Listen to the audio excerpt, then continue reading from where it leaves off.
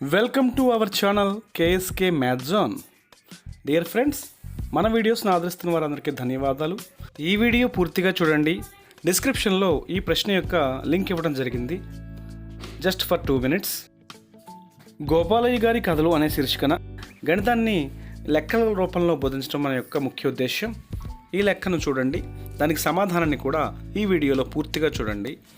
దీర్ఘచతురస్రాకారంలో ఉన్న పొలము 2 భాగాలుగా చేయబడింది.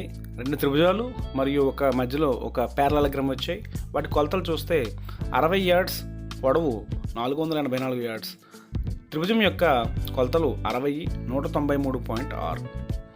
Find the area of each triangle. త్రిభుజం యొక్క వైశాల్యం సూత్రం ½ BH కాబట్టి మనము వాల్యూ సబ్స్టిట్యూట్ చేస్తే 5808 స్క్వేర్ యార్డ్స్ వచ్చింది. 2 త్రిభుజాల మొత్తం వైశాల్యము 11,616 చదరపు గజాలు. దీనిని ఎకరాలకు మారిస్తే 2.4 ఎకరాలు వచ్చింది. అంటే సురేష్కి వచ్చిన పొలము 2.4 ఎకరాలు. Next question, find the area of the parallelogram shaped in shaded region. Shade చేయబడిన ప్రాంతం యొక్క వైశాల్యం ఎంత? దీని వైశాల్యం కావాలంటే మొత్తం దీర్ఘచతురస్ర వైశాల్యం నుండి 2 త్రిభుజాల వైశాల్యాన్ని సబ్ట్రాక్ట్ చేయాలి. మొదటగా దీర్ఘచతురస్రం యొక్క వైశాల్యం చూస్తే లెంగ్త్ ఇంటూ బ్రెడ్త్ అంటే 484 × 60 that is equal to 29040 square yards that is 6 acres.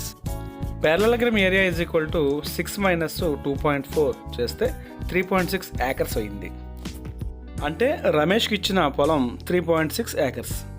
Next question, వాటి యొక్క రేషియో ఏ విధంగా ఉంది చూస్తే shaded reason area 3.6 acres and 2 triangles area 2.4 acres. వాటి యొక్క రేషియో తీసుకుంటే 3:2 అంటే రమేష్కు 3 భాగాలు, సురేష్కు 2 భాగాలు వచ్చాయి. షేడెడ్ రీజియన్కు రెక్టాంగిల్ ఏరియాకు మధ్య రేషియో ఎంత అనేసరికి లెక్క చేస్తే 3.6:6 దట్ ఈస్ 3:5. మాధవయ్య గారు మొత్తం తన పొలాన్ని 3 భాగాలు 2 భాగాలుగా పంచారు. పిల్లలు కూడా ఆనందంగా ఉన్నారు. మరిన్ని interesting and useful maths fun videos కోసం వెంటనే మన ఛానల్ను లైక్ చేయండి, షేర్ చేయండి, సబ్స్క్రైబ్ చేయండి మరియు కామెంట్ చేయండి. Thank you for supporting me. Yours Kiran sir from KSK math zone.